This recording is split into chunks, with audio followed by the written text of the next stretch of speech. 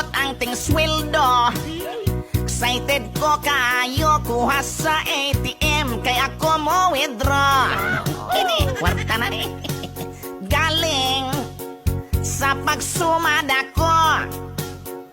Ang ako ang sweldo, dilira pa igo sa mga utang ko. Patay. Grabe, dugay na kong trabaho.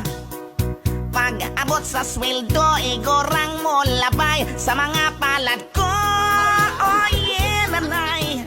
Grabe, nagyod ang panaliton.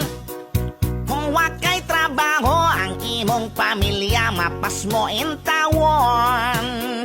Oh, sige, saka ang panaliton.